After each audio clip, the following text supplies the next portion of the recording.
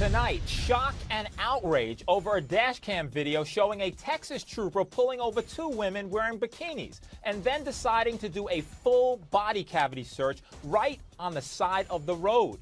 The two women were pulled over for speeding while driving back from the beach. When the male trooper came to the car window, he said he smelled marijuana and made the women get out of the car. But when the driver said she was still in a bathing suit and simply wanted to put on some clothes, he told her, "Don't worry about it." But that was just the beginning. He found a small amount of marijuana in the car and took that as an invitation to radio a female trooper to do a full body cavity search right on the side of the road. And even more shocking, the entire thing was caught on video. Take a look. Can I put my dress on if I haven't put No, on? don't worry about it. Come on out here. One of them's got her zipper open on her pants. Or her Daisy Duke shorts, whatever they are. Come on, baby, and kick them Daisy. We're gonna find it. You're gonna go up my private part. Could you believe that? And the women say that the female trooper, get ready, didn't even change gloves between the searches. At first, the female trooper was fired. But after being criminally cleared by a grand jury, she was then suspended for 60 days without pay. The male trooper who first pulled the girls over and ordered this cavity search was fired and remains so, but the women are now suing, claiming they were humiliated by the people who were supposed to protect them. Our Lions Den, of course, is fired up and ready to debate, but first, I want to go out to our very special guest tonight. One, she's the woman in the video, Alexandria Randall. Welcome. Thank you so much for being here. And I know your attorney is here, Allie Booker.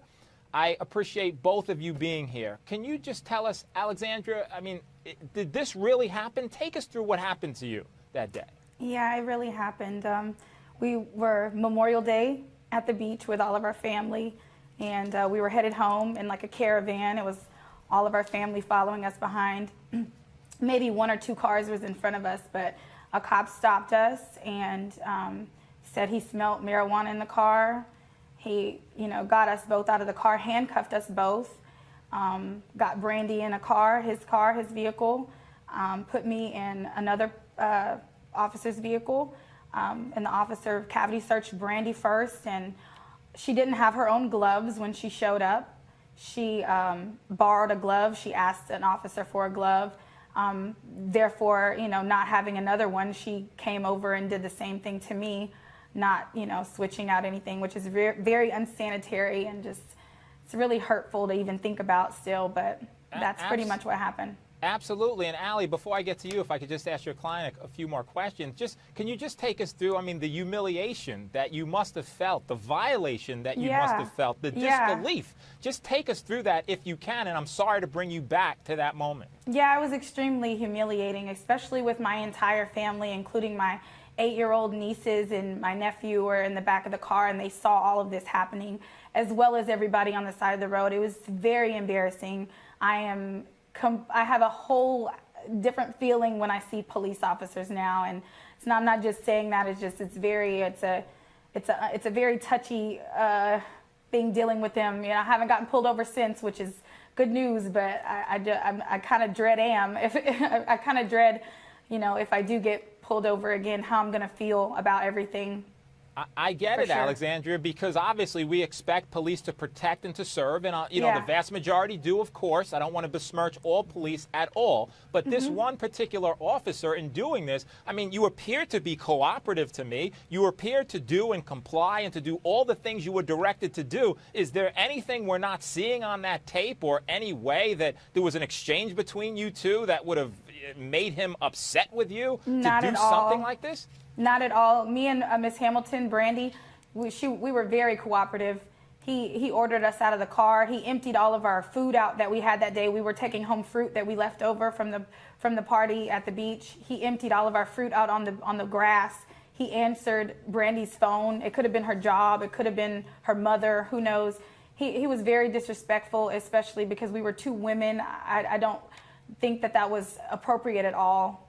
It was very uncalled for.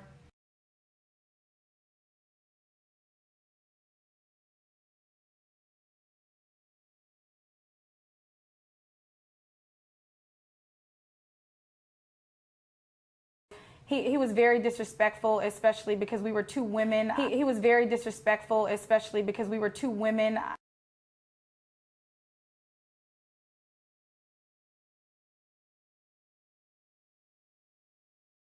And Allie Booker, I know you're the attorney here. Can you just take us through, I mean, the legal claims that you have here? And in conducting your investigation, Allie, as I'm sure you have, is there anything in police procedure, protocol, rules, regulation, anything that might remotely justify a full body cavity search for someone who's speeding on a highway?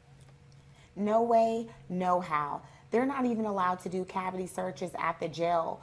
And here we are on the side of the road. It's alarming to me. I actually cannot believe that they actually did it. And in the video, they even state, there's a video, you know, because Brandy Hamilton states that she's going to tell someone that what they did was improper. And they said, that's perfectly fine. We have it here on video. And pointed at the dash camera. That is absolutely amazing. And tell us, Allie, I mean, I know a lot of what you're doing is not only for the damage. Of course, your victim comes first, Alexandria, you know, but in terms of police protocol moving forward, do you think we'll see a shift because of a lawsuit that you filed, rightfully so, in the way things like this are done? I know you want to send a message to the police department. This is not acceptable, is it?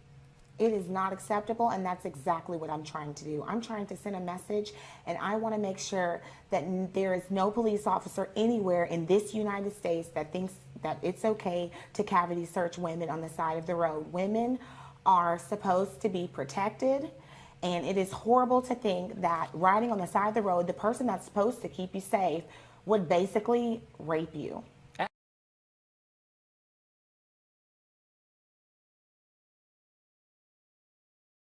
Women are supposed to be protected. Women are supposed to be protected. Women are supposed to be protected. And it is horrible to think that riding on the side of the road, the person that's supposed to keep you safe would basically rape you.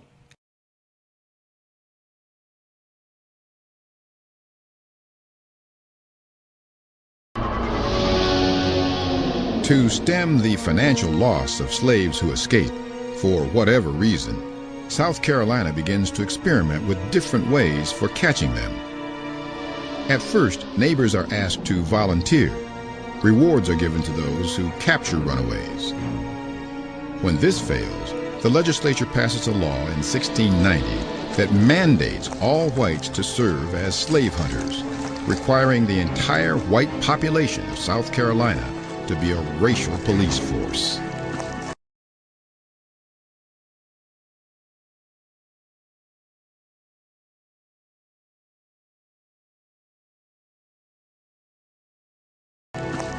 Those who refuse to serve are fined. In cities like Charleston, night watchmen are paid to keep an eye out for slaves who violate curfew. They even try using their militia. Then, in 1704, the colony tries something new. They begin to experiment with small makeshift groups of citizen police called patrols.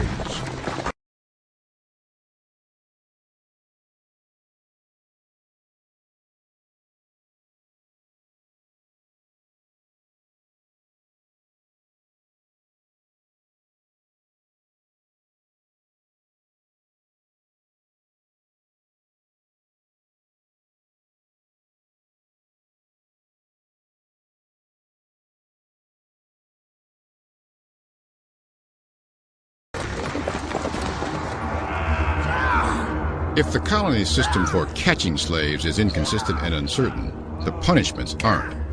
Runaways who are caught are brutally whipped. Their noses sometimes slit. Very nosy fellow, kitty cat, huh? You know what happens to nosy fellows? Huh? No? Wanna guess? Huh? No? Okay. They lose their nose. They were branded with hot branding iron on various parts of their bodies, sometimes on the shoulders, sometimes on the back,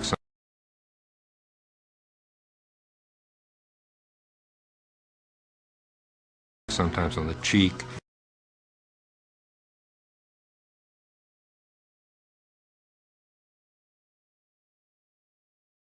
Sometimes on the forehead.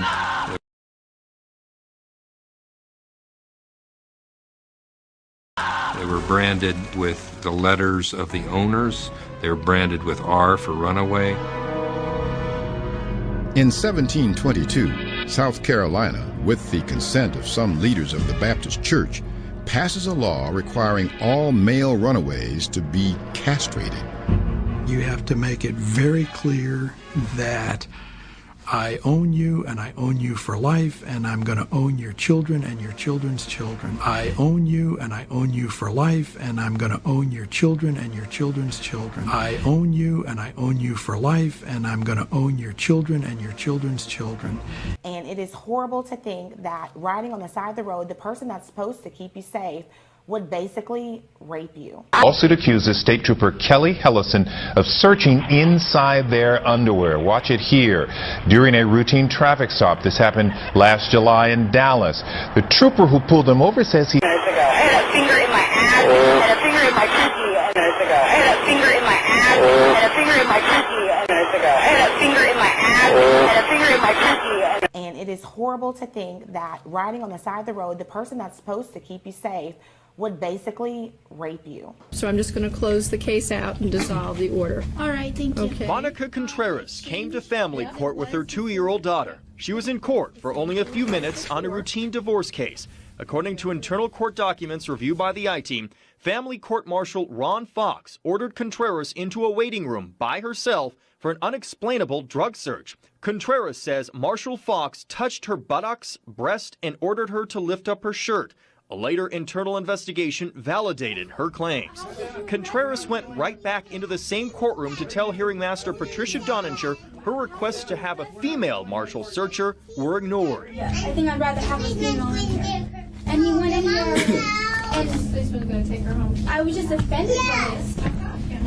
I'm just offended that he asked me to do that. Okay, so store stands, handcuff her. Contreras pleads as Marshal James Kenyon begins to arrest her. For what, sir? Hold on. Okay, why would I be arrested? Can you please tell me? Turn around, put your hands behind your back. Can you please tell me? Turn around, put your hands behind your back. Because of false allegations made against a police officer, so. What? We looked and could find no law supporting that arrest, let alone any law allowing an alleged sexual assault victim to be arrested by the alleged assaulter. Jimmy, I got court. I still have to do this, so arrest her. I take the kid. We're done. Why would you do that to me, sir? Because you're making false allegations. After repeated attempts by marshals to get Contreras to recant her story, she breaks down. Let me go home, please. Let me go. It was all lies. I don't want to tell them anything. It was all lies. All lies. All lies. All lies. Please stop. We can do this the easy way. We can do this to her. Marshal Fox tells Contreras the only way she can avoid jail is to step up to the microphone and recant. Contreras agrees, but does the opposite. When you asked me to lift up my shirt without a witness, Okay. you asked me to lift up my shirt without a witness. For 4 minutes, Contreras pleaded to hearing master Patricia Donninger to hear her. Donninger didn't look at the alleged sexual assault victim, deciding instead to play with Contreras' daughter. How could you do this to me? How could you watch? How could you watch? And it is horrible to think that riding on the side of the road, the person that's supposed to keep you safe would basically rape you.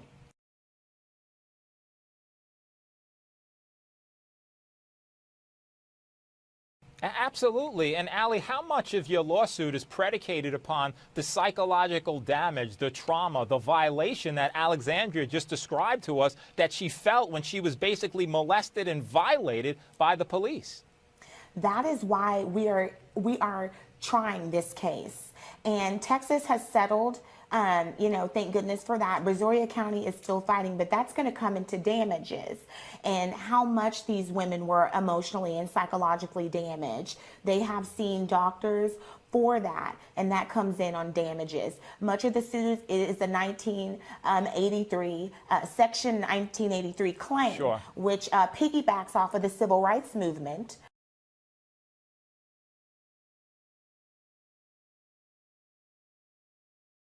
Much of the suit is the 1983, Section 1983 claim, Sure. which piggybacks off of the civil rights movement.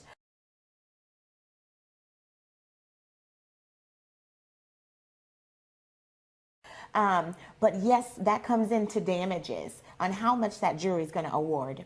And just with respect to the officers here, I know one of them was fired and the other one, for whatever reasons, were not. But, I mean, what about criminal prosecution? I understand that the female officer was cleared. What about, can you tell us, Allie, with regard to the officer who was fired, was he criminally prosecuted as well, or was there an attempt to criminally prosecute him?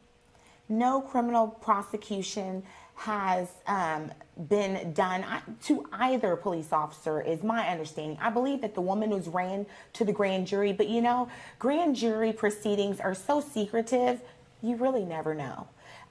So I can't really answer that question because that is something totally, it's done behind the scenes and it's very secretive.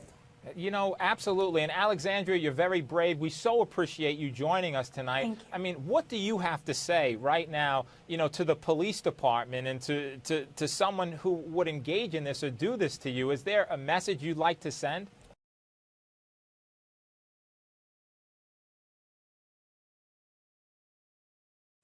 That is not right. I mean, we're humans, and everyone knows what's right and wrong, and especially being a woman. And everyone knows what's right and wrong, and especially being a woman. And everyone knows what's right and wrong, and especially being a woman. Being a woman. Being a woman. You don't violate another woman. You don't violate another woman. You don't violate another woman. You don't violate another woman. You don't violate another woman. You don't violate another woman. Especially at a man's command. Especially at a man's command. Especially at a man's command. Especially at a man's command. It was completely out of character as an American, as a woman, as a woman, as a woman, as a woman, as a human. It was an inhumane thing done to both me and Miss Hamilton. And I just really pray that it doesn't happen ever again. And that's the whole goal for all of this, is that it doesn't happen to another young girl like her or I ever again.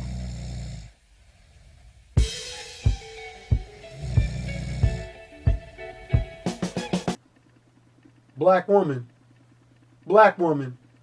someday you are going to wish that you had taken advice from men like myself who are taking time out of our own lives to put videos and documentaries together just to show you how the errors of your ways are coming back to haunt you.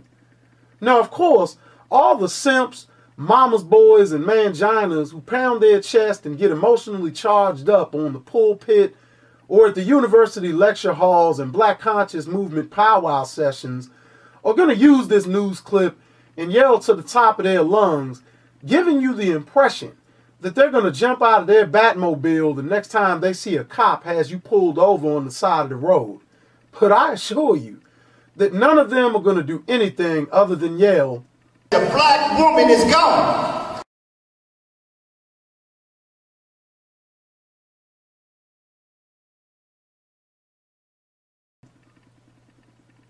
You see, black woman, this is your fault. Because once upon a time, there were men in black homes who knew that it was their earthly duty to protect the women and children in their homes and their communities. Even during chattel slavery, when many of our ancestors were traded and sold to distant plantations, we simply adopted the newest slaves into the fold, whether they were related by blood or not. In fact, this is where the term kinfolk comes from. And even when men were sold off from their wives, the remaining male slaves stepped in and helped those women raise the other man's children. Yeah, for generations, black men taught their sons that protecting you was a top priority because so many black people had to huddle up en masse for protection during Jim Crow, with there being so many lynchings. When the 1960s came along, many of the brothers who saw combat during World War II, Korea, and Vietnam began to form militia forces and defend the communities against racist law enforcement officers. But once white feminist busybodies appeared out of nowhere and put you under their spell, you felt that you didn't need black men, as long as you had college degrees, corporate America, and government jobs and benefits provided by genocidal welfare programs. And you never saw that those pieces of paper were no different than the traveling passes slave masters would give to their slaves so they could go into town or deliver things to neighboring plantations. You done missed the Aunt Papa's plantation for long. Where we at, Papa? First time I ever think about where I was. Well, we be where everybody is. In east and west, and north and south. East, that's where the sun come up, and the big waters there that it take 3-4 moons to reach across.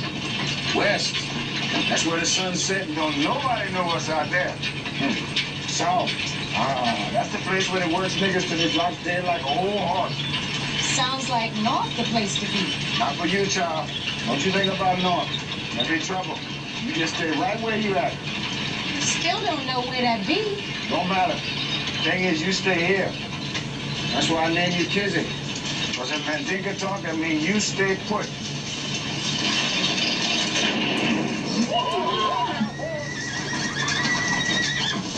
Where are you two going? We're on our master's business, boss. What's that, horse thieving? No, sir.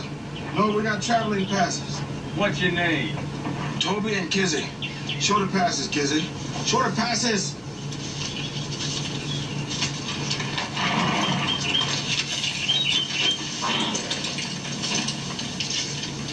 Virgil, get over here and read this.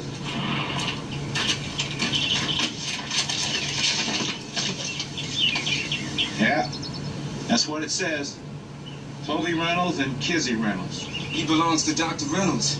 You know my master, Master Greaves. I ain't no runaway. I was thrown off the plantation. These are slave stealers. They stole me away to sell me south. Tell my master, tell Master Greaves. Here, get out of here. Don't pay him no mind. Lying nigga say anything. You hear me, kid? That's the boss.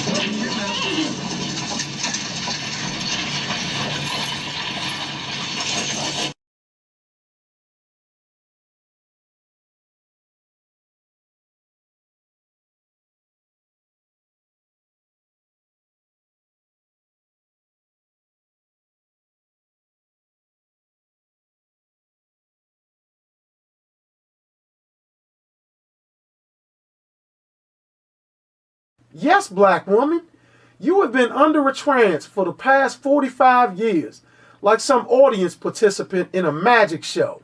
And you've been barking back at the black man and dogging out those of us that have been trying to wake you up. That's what you've been doing, black woman. And you are in such a deep sleep that you believe the rhetoric of clueless clowns like this TV personality seen here on this video who says, they were humiliated by the people who were supposed to protect them. They were humiliated by the people who were supposed to protect them.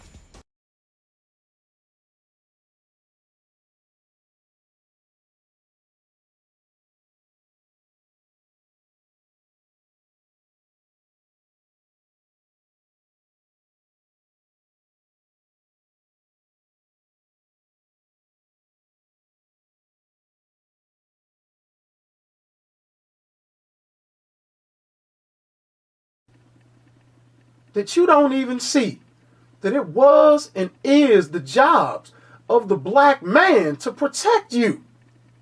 But you have been socially silencing black men and effeminizing your sons for so long that all bedlam has been happening in your communities.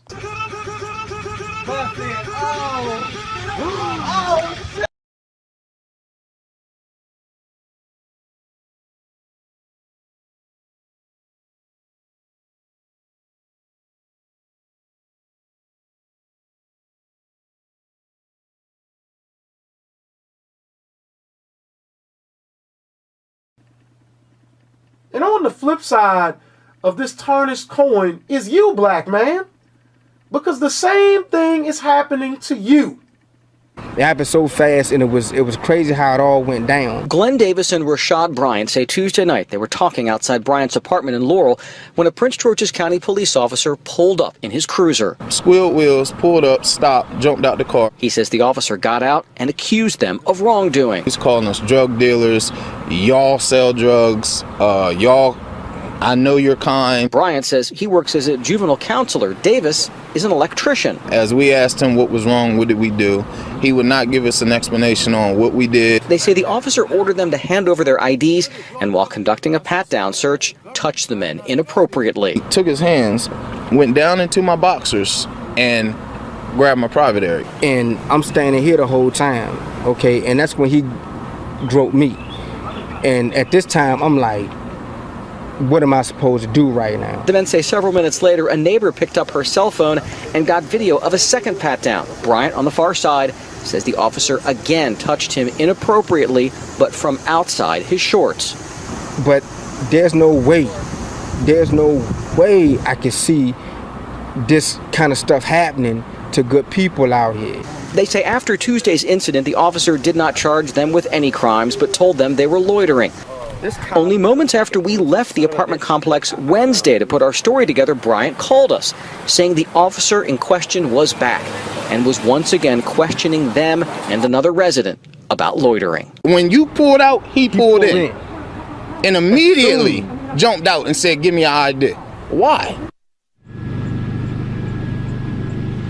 So those two men clearly feel like that officer targeted them tonight, but we should point out that this is the officer's shift. This is his normal patrol area, and the men did admit to me after this confrontation that the officer did not confront them about the allegations that those two men had leveled against him from the prior day. But we should also note that a supervisor of that officer did come out here and had that officer leave the scene. We were reporting live in Laurel, Jay Korf, ABC 7 News.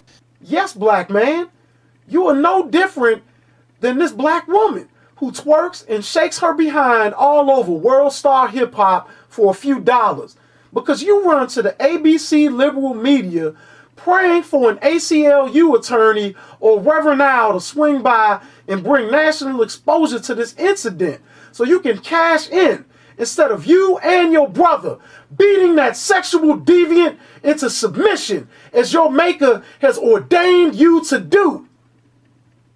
But you are so far removed from knowing what is right that your churches are filled to the brim with men like the officers that are molesting you, your women, and your children. Only moments after we left the apartment complex Wednesday to put our story together, Bryant called us, saying the officer in question was back and was once again questioning them and another resident about loitering. When you pulled out, he pulled in. Damn right he came back to your neighborhood because he was going to feel on your sweet little ass some more. Since so many of you walk around switching back and forth with sagging pants off the back of your ass.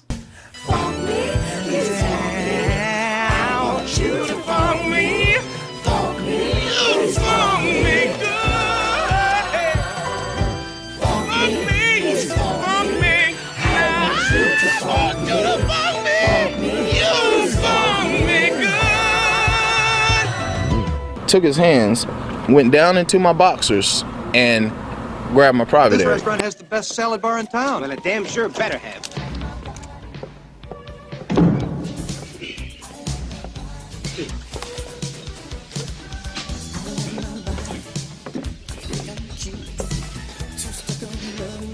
Doctor. Yes, sir. I don't see a salad bar. Look, sir. Maybe they serve seafood. Not funny, you idiot. What are you looking at, you peckerhead? Nice uniform. Makes me wish I'd worn my sailor outfit. Took his hands, went down into my boxers, and grabbed my private area.